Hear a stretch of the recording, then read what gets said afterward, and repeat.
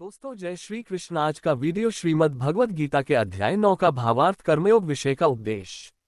हे पार्थ, यह बुद्धि तेरे लिए ज्ञानयोग के विषय में कही गई और अब तू इसको कर्मयोग के अध्याय 3 श्लोक 3 की टिप्पणी में इसका विस्तार देखें। विषय में सुन, जिस बुद्धि से युक्त हुआ तू कर्मों के बंधन को भली भांति त्याग देगा अर्थात सर्वथा नष्ट कर डालेगा। 39। इस कर्मयोग में आरंभ का अर्थात बीज का नाश नहीं है और उल्टा फलरूप दोष भी नहीं है, बल्कि इस कर्मयोग रूप धर्म का थोड़ा सा भी साधन जन्म मृत्यु रूप महान भय से रक्षा कर लेता है। 40। हे अर्जुन, इस कर्मयोग में निश्चयात्मिका बुद्धि एक ही होती है, किंतु अस्थिर विचार वाले विवेकीन सकौम मनुष्यों की बुद्धियां निश्चय ही बहुत भेदों वाली और अनंत होती हैं।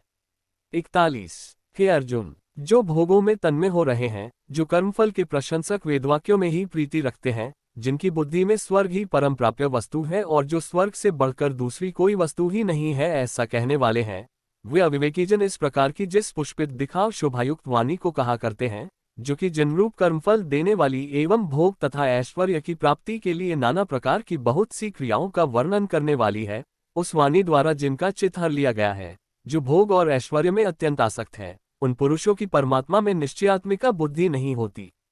42-44। हे अर्जुन, वेद उपर्युक्त प्रकार से तीनों गुणों के कार्य रूप समस्त भोगों एवं उनके साधनों का प्रतिपादन करने वाले हैं, इसलिए तू उन भोगों एवं उनके साधनों में आसक्तिहीन, हर्ष शोकादि द्वंद्वों से रहित नित्यवस्तु परमात्मा में स्थित योग अप्राप्त की प्राप्ति का नाम योग है। क्षेम प्राप्त वस्तु की रक्षा का नाम क्षेम है, को न चाहने वाला और स्वाधीन अंतःकरण वाला हो।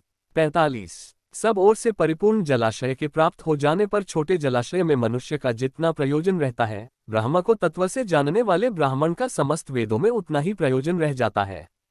46। तेरा कर्म करने में ही अधिकार है, उसके फलों में कभी नहीं, इसलिए तू कर्मों के फल हेतु मत हो तथा तेरी कर्म न करने में भी आसक्ति न हो। 47। हे धनंजय, तू आसक्ति को त्याग कर तथा सिद्धि और असिद्धि में समान बुद्धि वाला होकर योग में स्थित हुआ कर्तव्य कर्मों को कर। समत्व जो कुछ भी कर्म किया जाए, उसके पूर्ण होने और न होने में तथा उसके फल में संभाव रहने का नाम समत्व है, ही योग कहलाता है। 48। इस समत्व रूप बुद्धि योग से सकौम कर्म अत्यंत ही निम्न श्रेणी का है, इसलिए हे धनंजय, तू संबुद्धि में ही रक्षा का उपाय ढूंढ बुद्धि योग का ही आश्रय ग्रहण कर, क्योंकि फल के हेतु बनने वाले अत्यंत दीन है। 49। संबुद्धि युक्त पुरुष पुण्य और पाप दोनों को इसी लोक में त्याग देता है अर्थात उनसे मुक्त हो जाता है।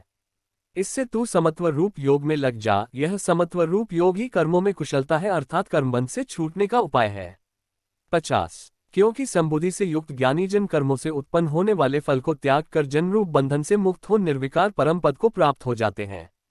51। जिस काल में तेरी बुद्धि मोहरूपी दलदल को भली भांति पार कर जाएगी, उस समय तू सुने हुए और सुनने में आने वाले इस लोक और परलोक संबंधी सभी भोगों से वैराग्य को प्राप्त हो जाएगा।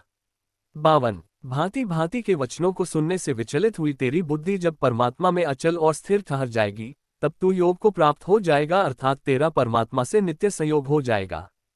53। दोस्तों, अगली वीडियो देखने के लिए आप चैनल सब्सक्राइब जरूर करें और लाइक और कमेंट करें। जय श्री कृष्ण। दोस्तों जय श्री कृष्ण। आज का वीडियो श्रीमद् भगवद गीता